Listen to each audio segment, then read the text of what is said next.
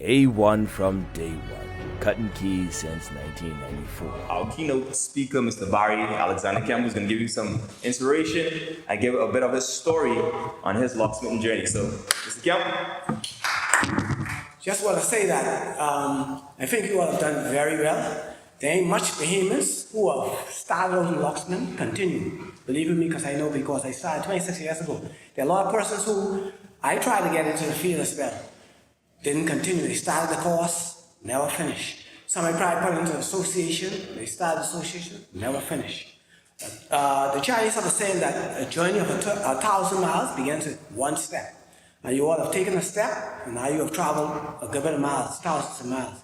And I must say, I'm pretty proud to know that young Bahamian black men have decided, hey, this is what I wanted to do, and follow through. There ain't many Bahamians, like I say, who continue on a course, started it, and continue it. A lot of them went on the wayside, a lot of distractions.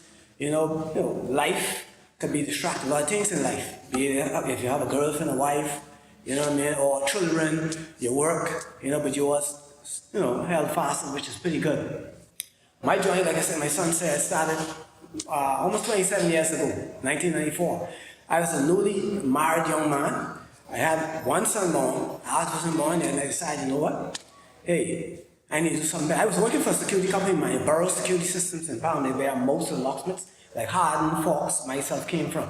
That's where I initially started in about 1988-89. I worked there as an alarm technician. I dealt mostly with cameras, alarms, and access control and so forth. As a matter of fact, Borough Security Systems was the first locksmith security company that started the access control, which is like card readers and other stuff. Within my journey, where I noticed that, hey, the guys were also doing locksmith. One side of it was locksmith, one side was access control alarms. And I decided, hey, I want to do that type of thing. But I didn't have much persons in the business who wanted to work with me to say, look here, learn this trade.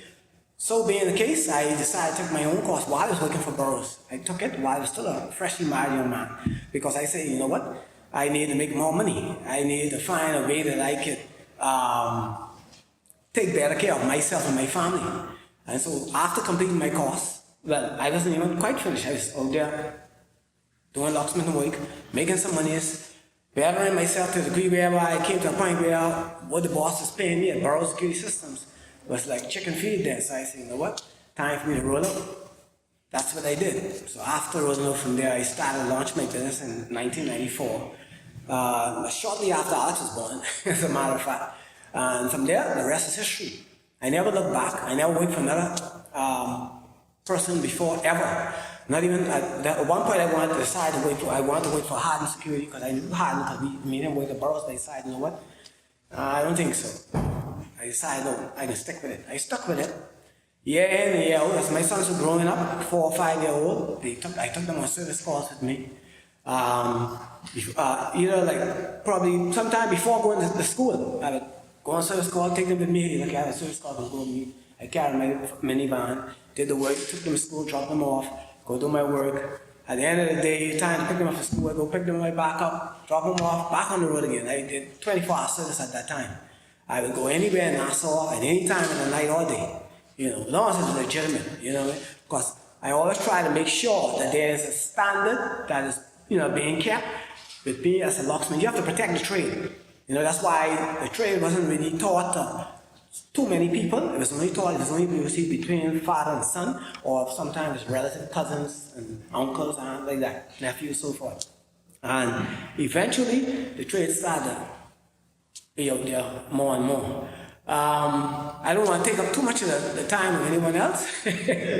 Or also, like, while I was doing my courses and so forth, working in my locksmith rather, I also went off on courses, what you call Associated Locksmiths of America. That's what it was initially called first, which was established quite a while back. Even long before I started locksmithing. I went numerous times. I went as far as Las Vegas, Texas, and Cincinnati, Ohio. My first time I went there was in 1999 in Cincinnati, Ohio.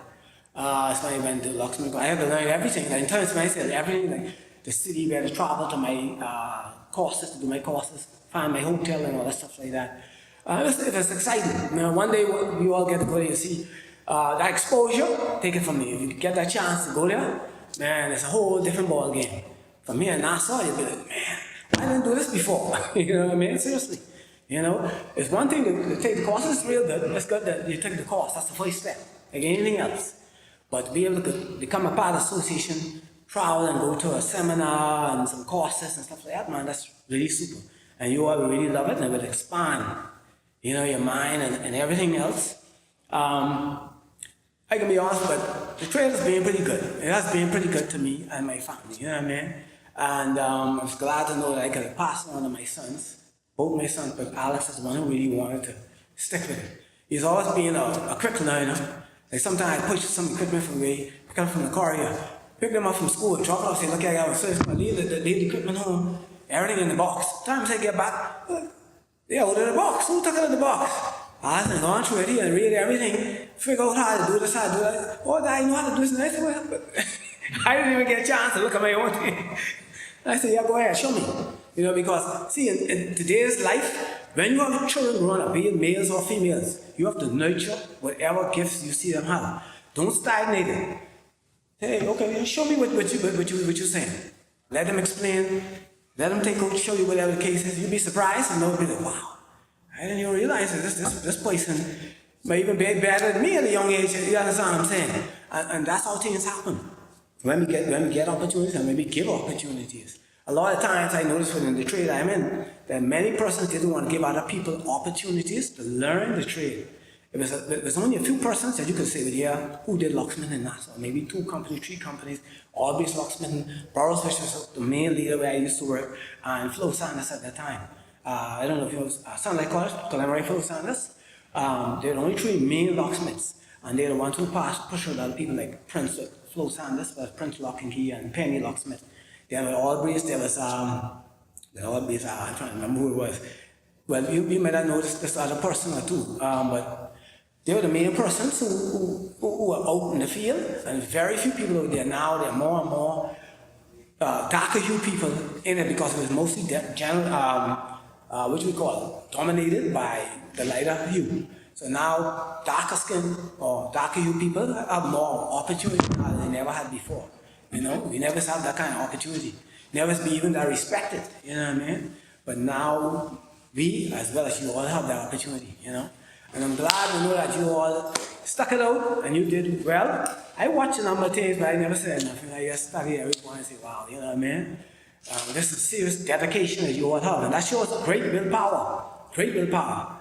You know, to have jobs, families, you know, and then still yet try to pursue something else that could hopefully help make your lives much better. And I must say congratulations to you, and to you. You know what I mean? Very good, and keep it up. This is only the beginning.